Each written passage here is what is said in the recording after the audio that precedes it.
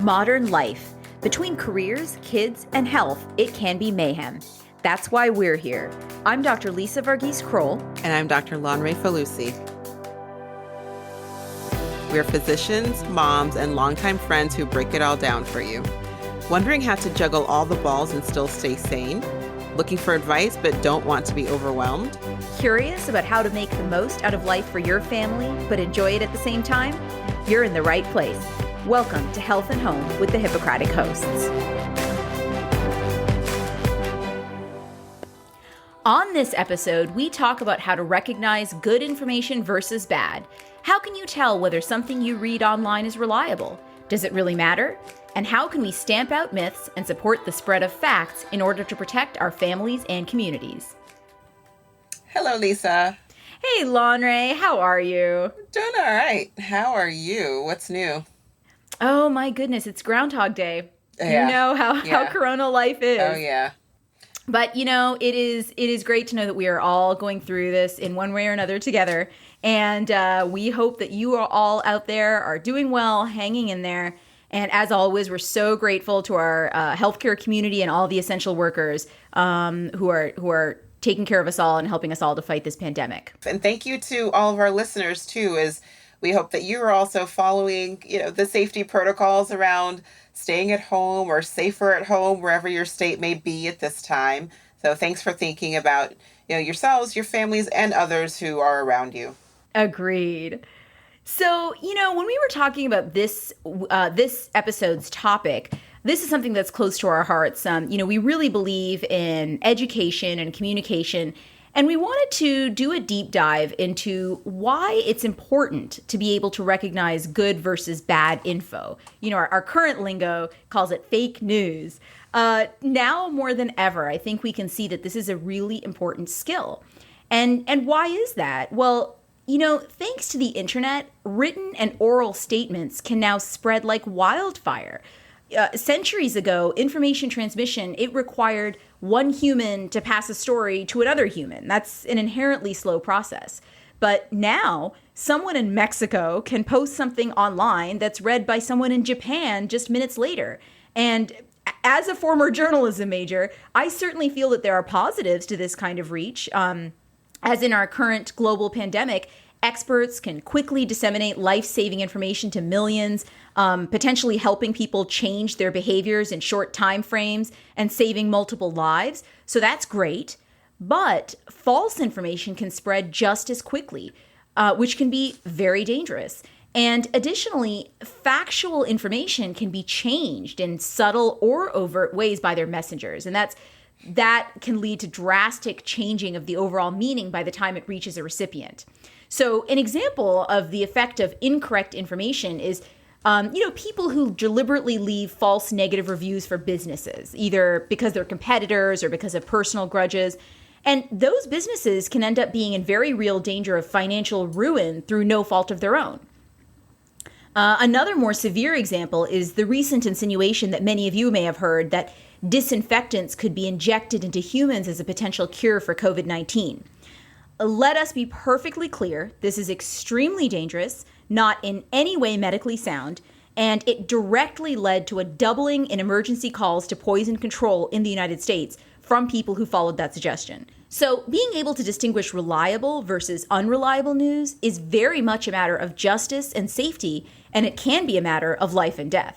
That's a really great point, that these can be matters of life and death, which is why we really have to dig into recognizing what's real and what's fake. So how do we actually do that? How do you know what's real news versus what's fake news? So first thing is to start by asking, what type of piece is this? So is it a true news article or a news show? Or is it a blog post or an opinion piece or an ad? So a lot of opinion pieces, for example, can look like news articles, which can be dangerous if the opinion runs against factual knowledge. Right. So this is not to say that all opinion shows and blogs don't have value in spreading truthful information, but we have to take those sources with a grain of salt and recognize that those formats give people the liberty to speak or write without necessarily having to back up what they say with any corroborating facts. Precisely. And the next important question to ask is, who is the creator? Is this a news organization with a long history? Is it a person or people with legitimate expertise? And can you confirm their expertise elsewhere on the web? Does it come from a URL with a clear established name? Or does it come from one with multiple extra characters like NBCnews123.com? Do not trust them. Right. Instead of more generally reliable domains such as .com, .gov, .edu, or .org, does it have a less trustworthy domain such as .co or .biz? It's not to say that .com, .gov, .edu, or .org websites can't be hijacked or pressured into posting questionable info, but the use of other domains it is at least a clue that the people putting out this info aren't established enough to own their own domain name or are deliberately hiding their identities. What does their About Us or biography section say? If this section is riddled with grandiose statements or childish language or questionable claims, like, we are the only news source telling America the truth, everyone else can suck it, then I have questions about that type of site or show. Take it with a large boulder of salt. From a medical perspective, we've been alarmed and dismayed by false medical advice that we've heard about posted by random bloggers or conspiracy theorists or bots. So when it comes to medicine, double and triple check that the original source of any news is an established medical institution. Examples are, places like Johns Hopkins Medicine or the Mayo Clinic or the CDC. Or that it's coming from an actual researcher in the field or a licensed physician, including, of course, your own physician or healthcare team. Yeah, that's great. And going even further then, what is the evidence for their claim? So when you're looking at a news source, is it claiming, for example, that a company is poisoning the residents of a town? They need to provide multiple pieces of evidence to back up that claim. Who are they citing? You can Google their sources to see if others are reporting the same thing. In this day and age, it's really unlikely for only one source to have access to any facts and that no other source has those facts. So you should be able to find their evidence in other places. So what figures are they giving to show that, say, that poisoning is occurring? If they don't say where they got those figures or what year they're from, then that's a red flag. In the age of COVID, we've all seen or heard of email forwards or blogs or, online posts claiming that the disease is a hoax or that onion juice is the cure. And this is where our brains are the best defense. So do any of these claims make sense? What is their proof that onion juice or whatever the new thing is the cure?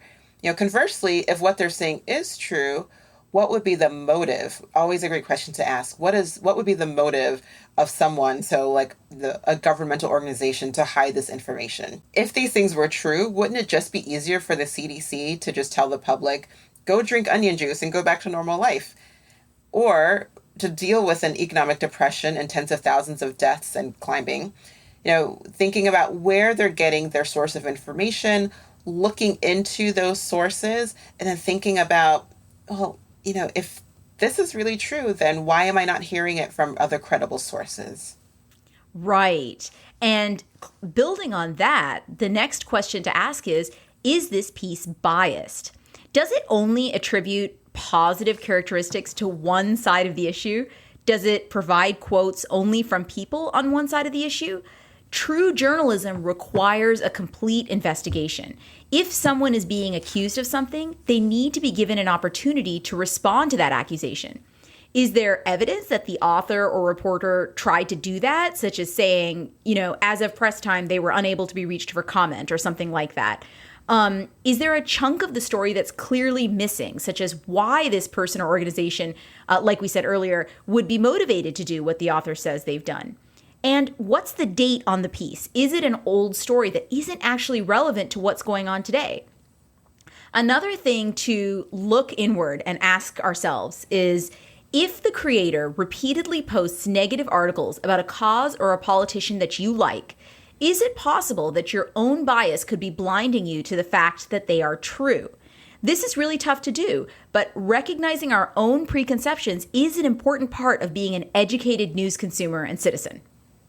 Absolutely. And I think we've all seen the effects of kind of living in your own bubble around Right. news and really just having that confirmation bias, as we call it. So if I know what I think, I know what I believe, and I watch something that confirms that, then I'm more likely to think that that's a credible source. But that's a really dangerous way of thinking this day and age. So it's always good to kind of just pause and check our own biases, think about the sources that you're looking at and wondering, am I liking this just because it sort of confirms what I like or what I believe about a certain person or an idea. And so the next thing to think about or to ask yourself is there evidence that this piece could be the work of a bot or a troll? So who is behind this?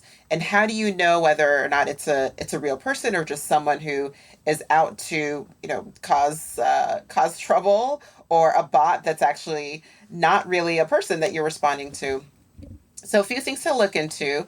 So, first, grammatical errors or political slogans that aren't in quotes, or statements that don't sound like they come from native speakers of the language. So, non native speakers of any language, of course, aren't necessarily bad sources of information, but hopefully they would have access to someone who could edit their pieces in their chosen language. Otherwise, credibility takes a hit. So, for example, just as we use interpreters in our offices when we are talking to patients who prefer a language other than a language that we speak, again, to make sure that we're communicating effectively, you would expect that any clear, credible news information would also go through that process to avoid misinterpretation. Right, because reliable sources want you to be able to understand what they're saying. So they are motivated to edit properly. So when that editing isn't there, that's a red flag. Absolutely. So, the next really important thing we want to talk about is how to support the truth tellers and how to shut down people who peddle falsehoods. It's not just enough to know what is false, but then how do we lift up the truth so that everyone ends up on the same page and we're all walking around with the right factual information? So, first, definitely double check any statements that are said to be quotes, especially supposed quotes from famous people. So, cut and paste a questionable quote from an article or an email and put it into Google and see what comes up. For many famous people, whether they are celebrities or politicians, there's little that they do that isn't filmed. So, if the article you're reading is the only one that talks about it, it probably didn't happen. This is so true that Meghan and Harry actually gave up their royal titles to get away from it. Right, right. So let's use that to our advantage. The next great tool at our disposal is the reverse image search. And this is something that's available from Google. So right click on any image that you see on the web and search for it elsewhere on the internet. If it appears in many different places, it's a good chance it was taken from one of those places and actually has nothing to do with the story you read. It kind of looks like it's a distant shot of Elon Musk, but it turns out it's really a stock photo from Iowa. Right, exactly. And then, let us not be those purveyors of false information. So when you get an article or a post or an email that you're not sure is authentic, refuse to forward it. So misinformation thrives on people being willing to spread it. So just cut it off from its life source. And this is, information that I think is important to know, not just as you are sharing emails, but also think about your texting group or your WhatsApp group. Are you within your own circles contributing to the spread of fake news? And you may think it's just within the small group of my friends, but when they start spreading it to other people, then you're really giving life to these false articles or, this fake news. So let's all do our best to cut off the life source and to not forward these articles. By the same token, actively click on pieces by sources that you've determined to be reputable and share their work. And if they take financial donations, consider doing so. Just as false news has the ability to multiply rapidly, accurate news has that same ability if we help it along. Right. And along that vein, if you see your friends or your family spreading misinformation, call them out on it. So research shows that people are much more likely to change their views and their behavior based on intervention from people that they know. And when other people read comments pointing out that a post is unreliable, then they're more likely to use critical thinking when they read it themselves. So there's a great game called Factitious, we'll link it in the show notes, that tests your ability to spot fake news. So pass it on to friends and family who might need it and have, a little fun with it and definitely learn from it. Yes, exactly. And, that leads us to our physician mom life hack of the week. And we're having a little change this time. This week's hack has nothing to do with good versus bad information, but it does have to do with the food shortages that many of us have been experiencing due to COVID. And this one is particularly relevant to Lanre because of her deep love of bananas. Nice try. I actually hate bananas, even the smell of them. But my family loves them for some reason. Okay, by love I meant passionate hate. It's opposite day. Now, none of us want to see food go bad during the best of times, not just because it's awful to waste food, when so many don't have enough, but now we also don't know if we'll be able to get more the next time we go to the store. We've all gotten used to seeing empty aisles here and there. So this tip will help you preserve bananas. So I've been doing this for a few weeks and I'm just amazed. You wrap some plastic wrap or aluminum foil around the stem of the bunch and then pull the bananas off one by one as you need them. This slows the ripening process and keeps them good longer, keeps them from going bad for at least another few days, up to a week. And also try dipping them in melted chocolate. You'll thank me later. Okay, that I might not mind trying. I'll convert you yet, Lanre. By the time we're 75, you'll be embracing our bananas. Again, drizzle it in chocolate. I might be into it. So that's our show. Thank you so much for joining us. We hope you found our tips and tricks helpful in determining whether something is true or false, and some great ways to share true information and to bring down the fake news out there. So just remember to follow us on Facebook, on Instagram, and on Twitter at Hippocratic Hosts. And please review us on Apple Podcasts. We would really appreciate it. Or on any of your favorite podcast platforms. Thanks so much. Thanks for listening to Health at Home with the Hippocratic Hosts. Remember that all views expressed here are our own, not our employers, and all content is for informational purposes only and should not be construed as medical advice, nor the establishment of a doctor-patient relationship. Always consult your own physician or healthcare team for any medical issues. If you enjoyed this episode, please rate us, subscribe, and tell a friend. And check out our website at www.hippocratichosts.com for show notes on this and all our episodes. Can't wait to chat with you next time.